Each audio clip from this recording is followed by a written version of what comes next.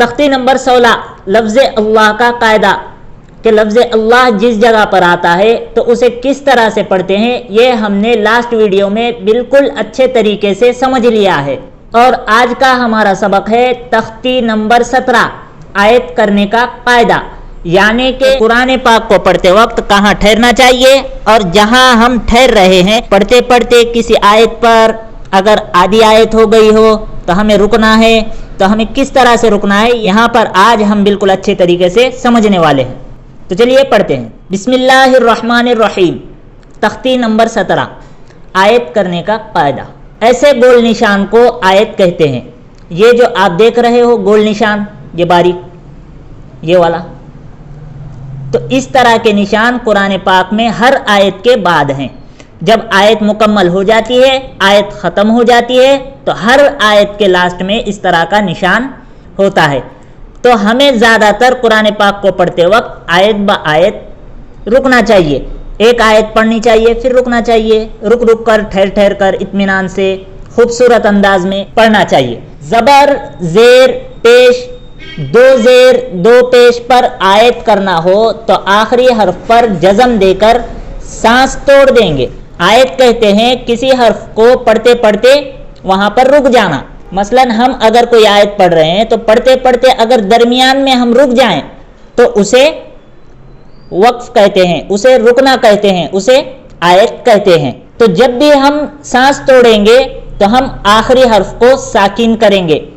साकिन तो आप सबको पता है कि कौन सा हर्फ साकिन है और साकिन किस हर्फ को कहते हैं। तो जब भी हमें रुकना हो तो हमें आखिरी हर्फ को साकिन कर देना है। जैसे यहाँ पर आप देखिए अऊज़ु, यह हमजा ज़बर अ, आइन वाव पेश ऊ और जाल पेश जू, अऊज़ु, ये पूरा मिसरा। अब यहाँ पर अगर हमें रुकना हो तो हमें इस जाल के ऊपर जो पेश है इसको हटाना पड़ेगा और यहाँ पर जज़म देना पड़ेगा, इस जाल को साकिन करना पड़ेगा। तो वो कैसे होगा? अऊज़, इस तरह से, अऊज़, इस तरह से हम आयत करेंगे, रुकेंगे, यानी कि आखिरी हर्फ को साकिन करेंगे। तो चलिए हम आगे बढ़ते हैं। दो ज़बर पर आयत करना हो तो एक ज़बर के साथ अलिफ पढ़ा जाता है।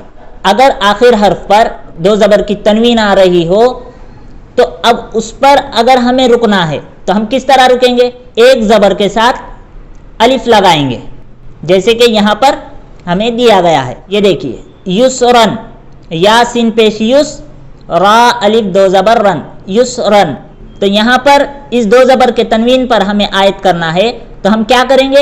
ये आखिर में अलिफ है और यहाँ का एक ज़बर निकालेंगे, ये दो में से, और पढ़ेंगे रा अलिफ ज़बर रा, युसरा, इस तरह से वक्फ करेंगे।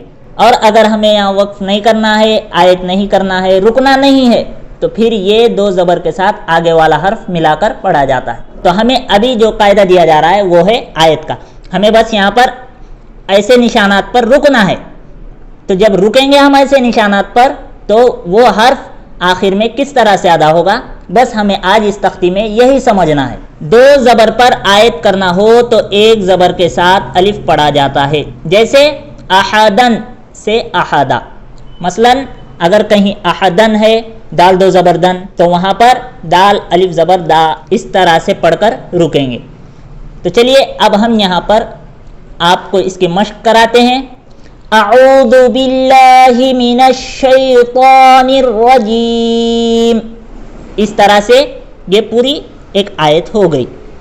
अब यहाँ पर हमने जो रजीम पढ़ा है तो ये आखिर में जो मीम है ये है मीम ज़ेर मी, लेकिन हमें यहाँ पर ये गोल निशान दिख रहा है, तो यहाँ पर हमें आयत करना है।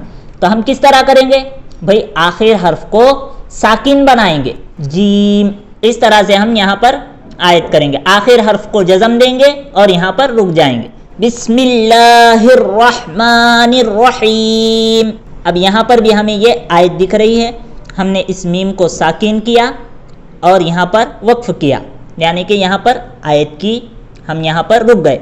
अल्हम्दुलिल्लाहि रब्बिल आलमीन, यहाँ पर भी हम, ये हमें आयत का निशान दिया गया है तो تو ہم یہاں پر نون کے اوپر جزم دیں گے، ساکن کریں گے اور رک جائیں گے، جیسے مین رب العالمین ایاک نعبد و ایاک نستعین۔ اب یہاں پر دیکھیے یہاں پر ہمیں یہ آیت دی گئی ہے، یہ نشان دیا گیا ہے، اور ہمیں یہاں پر یہ نشان کا مطلب یہی ہے کہ ہمیں رکنا ہے۔ اب یہاں پر ہم نستعین یہ نہیں پڑھ سکتے کیونکہ ہمیں یہاں پر رکنا ہے، تو کیا کریں گے؟ یہ نون کے اوپر سے پیش کو ہٹائیں گے اور اس نون کو ساکن بنائیں گے، جزم لگائیں گے، جیسے نستعین۔ تو ہم امید کر رہے ہیں کہ آپ لوگوں کے ذہن میں بات بالکل اچھے طریقے سے آ رہی ہوگی۔ قل هو اللہ احد، اب یہاں پر دیکھیے احد ہے، آخر میں دال دو پیش دن ہے، لیکن ہمیں یہاں پر یہ نشان دیا گیا ہے جو کہ ہے آیت، ہمیں یہاں پر آیت کرنا ہے یعنی کہ رکنا ہے۔ تو ہم کس طرح سے رکیں گے؟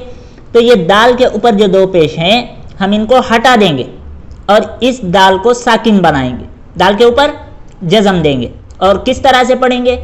ہا دال زبر حد، احد، اس طرح سے پڑھ کر رکیں گے۔ ان مع العسر یسرا، یہاں پر بھی آپ دیکھیے یہ را الف دو زبر رن، یہاں پر بھی ہمیں رکنے کا نشان ہے، یہ الف کو پڑھیں گے اور یہ دو زبر میں سے ایک زبر کو پڑھیں گے، را الف زبر را، یسرا، فیہا عین جاریہ۔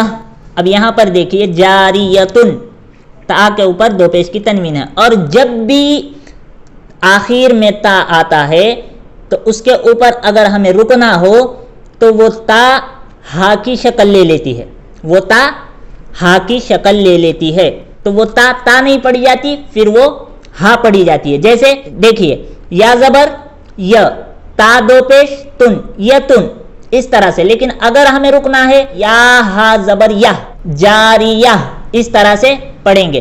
تسقا من عین آنیہ، یہاں پر بھی دیکھیے یہ تا دو زیر تین ہے، آنیتن، اگر ملا کر پڑھنا ہو تو اسلام کو اس تا سے ملا کر پڑھیں گے، لیکن ہمیں یہاں پر رکنا ہے تو ہم اس تا کو ہا بنا دیں گے، جیسے یا ہا زبر یا، آنیہ، اس طرح سے ہم رکیں گے۔ لا تسمع فیہا لاغیہ، یہاں پر بھی تا کے اوپر دو زبر کی تنوین ہے اور یہاں پر رکنے کا نشان ہے، آیت کرنے کا نشان ہے، اس لیے ہم اس تا کو ہا بنائیں گے اور یہاں رک جائیں گے، جیسے یا ہا زبر یا، لاغیہ۔ تو ہم امید کرتے ہیں کہ آپ لوگوں کو آیت کے اوپر کس طرح سے رکنا ہے، کس طرح سے وقف کرنا ہے، بالکل اچھے طریقے سے سمجھ میں آ گیا ہوگا۔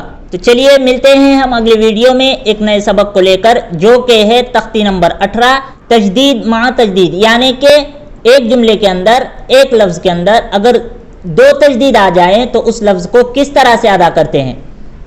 اور زیادہ سے زیادہ اس ویڈیو کو شیئر کیجئے اور چینل کو سبسکرائب کیجئے تاکہ ان لوگوں تک یہ ویڈیو پہنچ سکے جو حضرات، جو بندے مسجد یا مدرسے جا کر قرآن کریم کو نہیں سیکھ سکتے، وہ بندے اپنے خالی اوقات کے اندر، خالی وقت کے اندر اپنے گھر بیٹھ کر تجوید کے ساتھ قرآن پاک پڑھنا سیکھ سکے۔ جب تک کے لیے السلام علیکم۔